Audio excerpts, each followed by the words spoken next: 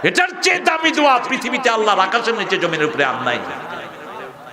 আল্লাহ শিখিয়ে দিচ্ছেন, রব্বানা লা তুআখিযনা, হে আল্লাহ আমাদেরকে ধরেন না, আমাদেরকে ধরেন না।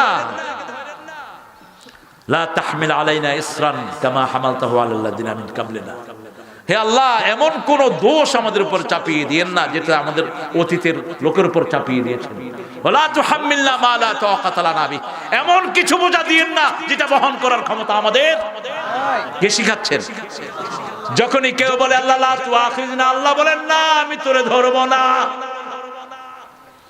এই যে গুন্নাগুলো, এগুলো শিখবেন। গুন্নাগুলো নার্ভের উপকার করে, শরীরের নার্ভগুলো ভালো থাকে। আল্লাহ বলছেন আমার গোলাম যারা হবে ইয়াবিতুনা লিরাব্বিহিম সুজদান ওয়া কিয়ামা, আমার গোলামেরা সিজদা এবং কিয়াম অবস্থায় দাঁড়াবে। আগে কেন সিজদা আনলেন? আগে সিজদা কেন? আগে কি সিজদা দেয় নাকি মানুষ? মানুষের সৃষ্টি হলো সিজদা। মায়ের পেটে যখন সন্তান সেজদায় থাকে জন্ম হয় স্বাভাবিক, আর যখন সেজদা থেকে ঘুরে যায় জন্ম হয় অস্বাভাবিক, পেট কেটে বের করতে হয়। মানুষ দুনিয়াতে আসার সাথে সাথে আল্লাহকে প্রথম সেজদা দেয়। মায়ের পেটেও কি করে? শুধু সেজদা দেয়, জন্য সেজদা আগে। রাসূল সাল্লাল্লাহু আলাইহি ওয়াসাল্লাম মানুষকে ভালোবাসতেন খুব বেশি, মানুষ আল্লাহর হাবিবকে ভালোবাসতেন খুব বেশি। মানুষের কষ্ট হয় এমন কোনো কাজ করতেন না মুহাম্মদ সাল্লাল্লাহু। রাসূলের পায়ে ময়লা, সাহাবায়ের পায়ের সবার পায়ে জুতা, রাসূল সাল্লাল্লাহু পায়েও জুতা।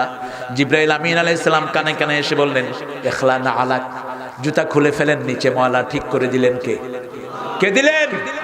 এজন্য নবীরা মাসুম, আমরা মাসুম। নবীরা দোষের ঊর্ধ্বে, আমরা দোষের ঊর্ধ্বে। কিন্তু আপনার ভাইয়ের দোষ আপনি গোপন করে রাখেন।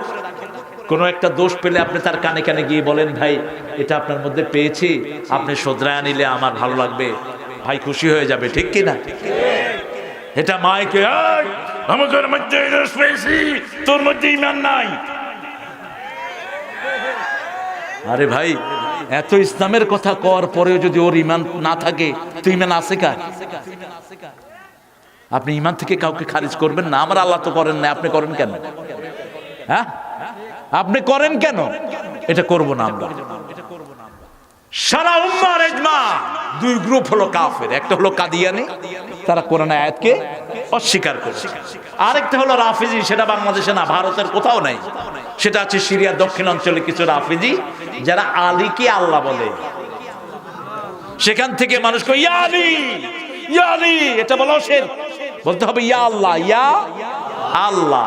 আলী বললে শক্তি আসবে না, কার নাম বলতে হবে? আল্লাহর নাম বলতে হবে।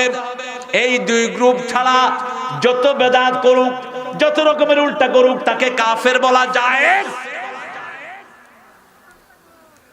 আপনার কোন ভাইকে যদি আপনি কাফের অথবা ফাসিক বলেন, বুখারীর বর্ণনা, আপনি নিজেই সেটা হয়ে গেলেন যদি সেই ভাইটি সেটা না হয়। এই জন্য আমার ভাই একটু দোষ আছে, আমি তাকে শুধরিয়ে দিব। মসজিদে আসছে, সে জান্নাতে ঢুকলো, ঠিক কি না?